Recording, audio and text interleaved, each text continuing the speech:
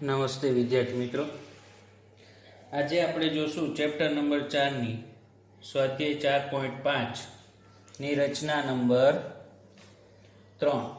બરોબર, રચના નંબર 3 જોશું અને પછી જોશું રચના નંબર 4. આ બે રચના આ ચેપ્ટરની છેલ્લી રચનાઓ છે. બરોબર વિદ્યાર્થી મિત્રો, પછીના નેક્સ્ટ દિવસે આ તમે વિડીયો જોવો છો એના નેક્સ્ટ દિવસે આપણે એક પીડીએફ મોકલશું જેની અંદર આ ચેપ્ટરની બધી જ રચનાઓની એક અસાઇનમેન્ટ આપવામાં આવશે. એ તમારે 3-4 દિવસની અંદર કમ્પ્લીટ કરવાનું રહેશે. બરોબર વિદ્યાર્થી મિત્રો, એક દિવસમાં કમ્પ્લીટ નથી કરવાનું. હવે આપણે જોઈએ આ રચના નંબર 3. પ્રશ્ન નંબર 3, એવા લંબચોરસની રચના કરો કે જેની પાસેની બાજુઓની લંબાઈ 5 સેમી અને 4 સેમી હોય. અહીંયા આપણે રચવાનો છે લંબચોરસ. શું રચવાનો છે? લંબચોરસ. લંબચોરસ રચીએ તે પહેલા આપણે ચેપ્ટર નંબર 3 ની અંદર થોડીક આ લંબચોરસની થિયરી યાદ કરીએ. લંબચોરસ એવું કહે છે કે સામસામેની બાજુઓના માપ સમાન હોય છે અને લંબચોરસના ચારે ખૂણાઓના માપ કાટખૂણા હોય છે. અહીંયા આપણને બે બાજુઓના માપ આપેલા છે. ચતુષ્કોણ રચવા માટે બે બાજુઓના માપની તો જરૂર હોય છે, પણ એના એક ખૂણાની, કોઈ પણ એક ખૂણો હોય તો પણ મળી જાય અથવા બે ખૂણા હોય તો આપણે એની રચના કરી શકીએ.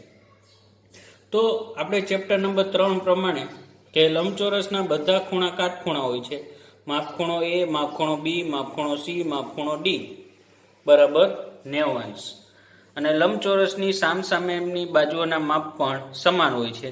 માટે AD બરાબર BC બરાબર 4 સેમી અને AB બરાબર CD 5 સેમી. આ બે બાજુઓના માપ આપેલા છે. બરાબર, આ મેં એની કાચી આકૃતિ દોરેલી છે. તો હવે આપણે રચનાની શરૂઆત કરીએ. બરાબર, તો આપણે સૌપ્રથમ છે ને AB રેખાખંડ 5 સેમીના માપનો દોરશું.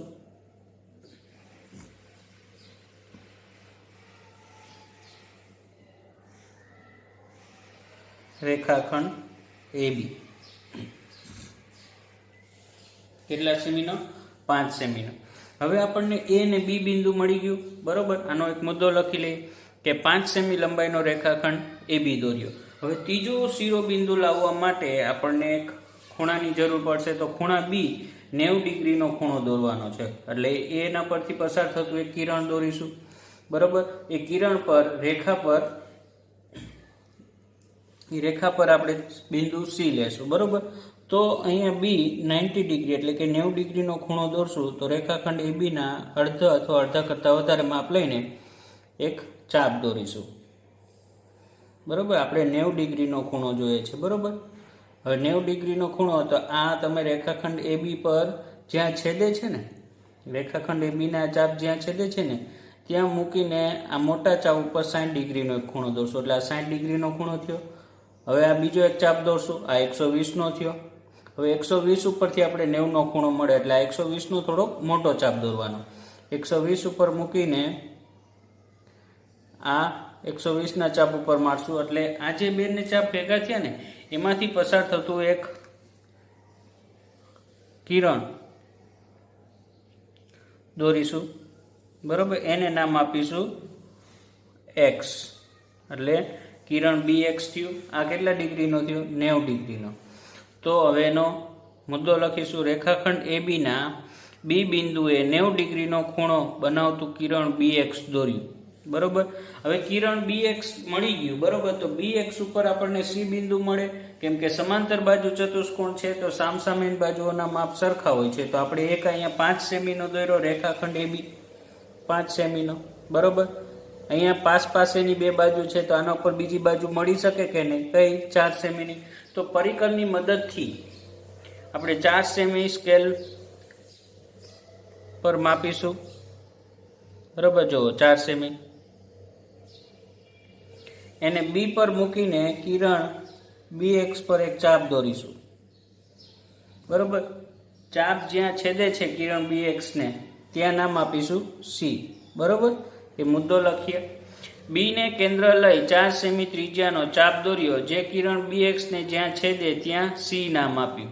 બરોબર, તો આપણી પાસે પાસેની બે બાજુઓના માપ લઈને બે બાજુઓ દોરી અને ચેપ્ટર નંબર 3 ની પદ્ધતિથી કે લંબચોરસના સામસામેના બાજુના માપ સરખા હોય ને લંબચોરસના ચારેય ખૂણા કાટખૂણા હોય છે, બરોબર. એ થિયરીને આધારે આપણે આ રચના કમ્પ્લીટ કરીએ છીએ, બરોબર. અને બિંદુ સી મળી ગયો. હવે સી બિંદુ મળી ગયું તો સી સામસામેની બાજુઓના માપ સરખા હોય, બરોબર. તો સી પરથી 5 સેમીનો એક ચાપ દોરીએ અને અહીંયા એ પરથી એક 4 સેમીનો ચાપ દોરીએ તો બંને બિંદુ પરથી જે ચાપ દોરીશું જ્યાં છેદે ત્યાં ડી બિંદુ મળી જશે, કેમ કે સામસામેની બાજુઓના માપ સમાન છે, બરોબર. લંબચોરસ છે એટલે તો આપણે માપ લેશું 4 સેમીનું, બરોબર. જો 4 સેમીનું પરિકરની મદદથી માપ લીધું, એને એ પર મૂકીને એક ચાપ દોરીશું, બરોબર. જો દોર્યો. હવે મુદ્દો લખીશું, એને કેન્દ્ર લઈ 4 સેમી ત્રિજ્યાનો એક ચાપ દોર્યો. હવે સી ને પર કેન્દ્ર લઈને એક ચાપ દોરીશું એટલે 5 સેમીનું, સામસામેની બાજુઓના માપ સરખા હોય છે, બરોબર. 5 સેમીનો ત્રિજ્યા લેશું, એને સી પર મૂકીને આજે અગાઉનો ચાપ દોર્યો ને ચાપને છેદે એમ બીજો ચાપ દોરીશું. બંને ચાપ જ્યાં છેદે છે ત્યાં નામ આપીશું આપણે ડી. શું નામ આપીશું? ડી, બરોબર.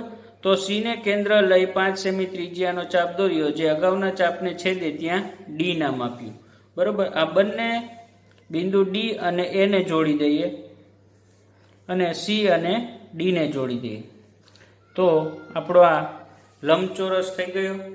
હવે રેખાખંડ એડી અને રેખાખંડ સીડી દોર્યા, આમ ચતુષ્કોણ એબીસીડી એ માગ્યા મુજબનો લંબચોરસ તૈયાર થયો, બરોબર. વિદ્યાર્થી મિત્રો ફરીથી જોઈએ, અહીંયા આપણે એક લંબચોરસની રચના કરવાની છે જેની પાસે બે બાજુઓની લંબાઈ પાસેની બે બાજુઓની લંબાઈ 5 સેમી અને 4 સેમી આપેલી છે. આપણે ચેપ્ટર નંબર 3 ની અંદર શીખી ગયા કે લંબચોરસના બધા ખૂણા કાટખૂણા હોય છે અને સામસામેની બાજુઓના માપ સરખા હોય છે. તો આપણી પાસેની બે બાજુઓના માપ આપેલા છે તો એની સામેની બાજુઓના માપ સરખા જ થશે, બરોબર.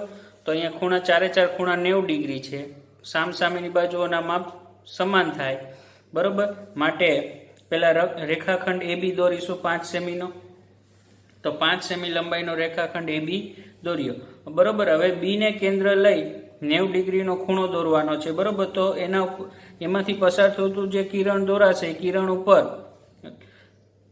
એક બિંદુ સી મળી જશે, બરોબર. એટલે બી ને કેન્દ્ર લઈ 90 ડિગ્રીનો ખૂણો દોર્યો, એમાંથી પસાર થતું કિરણ બીએક્સ દોર્યું.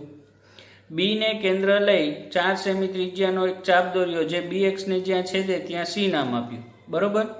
હવે સી અને બિંદુ એ ને કેન્દ્ર લઈ આપણે એક એવા બે ચાપ દોરીશું જે બંને ચાપ જ્યાં છેદે ત્યાં ડી નામ આપીશું. તો એને કેન્દ્ર લઈ 4 સેમી ત્રિજ્યાનો એક ચાપ દોર્યો અને સી ને કેન્દ્ર લઈ 5 સેમી ત્રિજ્યાનો ચાપ દોર્યો, જે અગાઉના ચાપને છેદે ત્યાં ડી નામ આપ્યું. હવે આ માપ તો આપણને આપેલું નથી તો ક્યાંથી આવ્યું? તો સામસામેની બાજુઓના માપ કેવા હોય? સરખા. એટલે આ માપ આપણે 5 સેમી લીધું અને આની સામસામેની બાજુ થઈ એટલે આનું માપ આપણે 4 સેમી લીધું, બરોબર. આ માગ્યા મુજબનો ચતુષ્કોણ તૈયાર થયો. હવે વિદ્યાર્થી મિત્રો આપણે જોશું આ ચેપ્ટરની છેલ્લી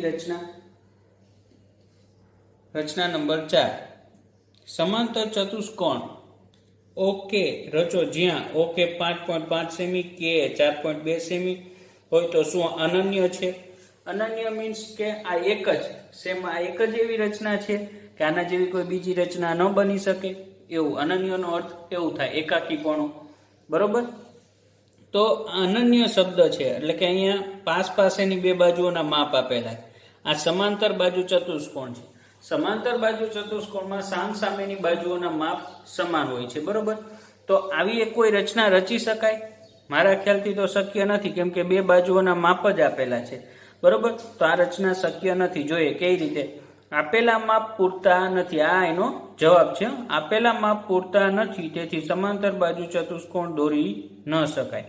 આપેલા માપ જ હોય તો તેવા ઘણા બધા સમાંતર બાજુ ચતુષ્કોણ હોઈ શકે જેમાં ખૂણાના માપ જુદા જુદા હોય, તેથી આ સમાંતર બાજુ ચતુષ્કોણ અનન્ય નથી. અનન્ય એટલે કે એક જ છે એવું નથી, કેમ કે આપણને અહીંયા કોઈ એક ખૂણો આપેલો હોત ને, કેમ કે સમાંતર બાજુ ચતુષ્કોણના આકાર બધા અલગ અલગ હોય. તમારી જાણકારી માટે મેં આકૃતિ દોરેલી છે. જો આ 60નો ધારો કે આપણે આ 60નો ખૂણો લઈએ બરોબર, તો આ તો 90 ડિગ્રીનો થયો, પણ તોય સમાંતર બાજુ ચતુષ્કોણ જ થયો ને.